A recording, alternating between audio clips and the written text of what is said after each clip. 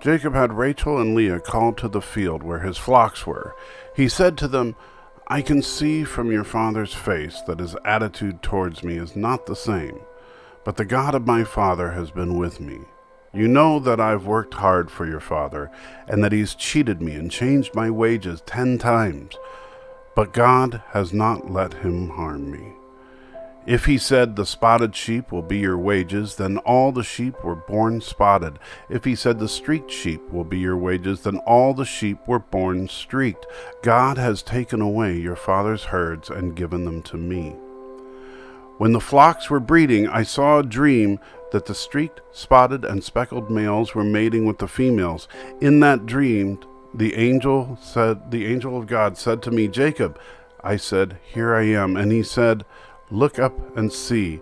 All the males that are mating with the flocks are streaked, spotted, and speckled, for I have seen all that Laban is doing to you.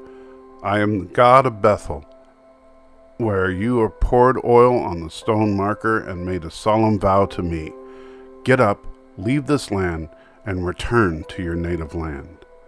Then Rachel and Leah answered him, 'Do we have any portion or inheritance in our father's household? Are we not regarded by him as outsiders? For he has sold us and has certainly spent our money. In fact, all the wealth that God has taken away from our father belongs to us and our children. So do whatever God has said to do.' Then Jacob got up, put his children and his wives on the camels. He took all the livestock and his possessions he had acquired at Paddan Aram, and he drove his herds to go to the land of his father Isaac in Canaan. When Laban had gone to shear his sheep, Rachel stole her father's household idols, and Jacob deceived Laban the Aramean, not telling him that he was fleeing. He fled with all his possessions, crossed the Euphrates, and headed for the hill country of Gilead. On the third day, Laban was told that Jacob had fled. So his relatives with him pursued Jacob for 7 days and overtook him at Mount Gilead.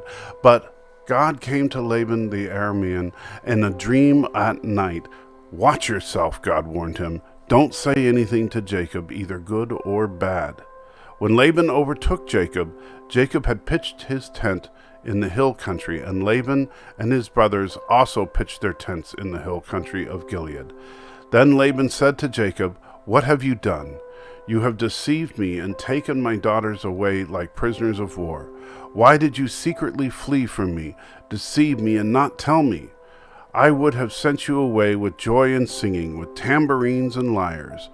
But you didn't even let me kiss my grandchildren and my daughters. You have acted foolishly. I could do you great harm.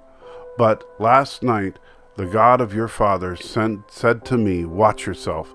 Don't say anything to Jacob, either good or bad. Now that you've gone off because you long for your father, but why have you stolen my goods?' Jacob answered, 'I was afraid, for I thought that you would take your daughters from me by force. If you find your goods with anyone here, he will not live. Before our relatives point out anything that is yours and take it.' Jacob did not know that Rachel had stolen the idols.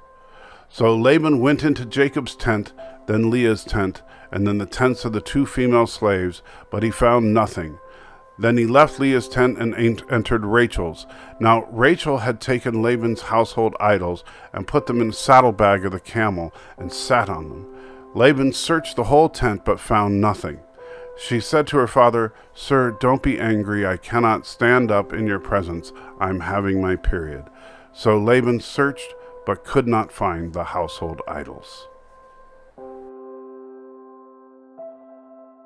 Rachel was the wife of Jacob, daughter of Laban, and mother of Joseph and Benjamin. She was known for her great beauty, and that Jacob worked many years to marry her. When the Lord told Jacob to return to his father's land, Rachel stole her father's household goods, idols. These were probably small figurines. We don't know why Rachel stole them. We only know that she thought that they were important enough to be worth risking her relationship with her father and husband. When her father Laban came looking for them, Rachel hid them from him. See how much these small figurines nearly cost her and those around her. At the time, Rachel had not yet given birth to Benjamin. Benjamin was one of the 12 patriarchs of Israel, a leader, one of the 12 tribes. The tribe of Benjamin was one of the smallest, but significant people came from it, like Saul, the first king of Israel, and the apostle Paul, who wrote 13 books of the New Testament. All would have been lost if she had been discovered, all for a few wooden figurines. Her idols gave her nothing, and she nearly gave everything for them. What idols do we carry with us? Maybe our cell phones have become idols to us, or social media, exercise, perhaps even our children. Our God is abundantly clear that He has to be first in our lives, and we have to have no idols. That is, we should worship nothing other than Him. An excellent way to decide if we have idols is to look at where you spend your time and money. Do you spend as much time in prayer and reading in the Bible as you do on social media or TV or whatever could become an idol in your life? What things in your life have become an idol? Spend time in prayer asking God to point out any idols in your life.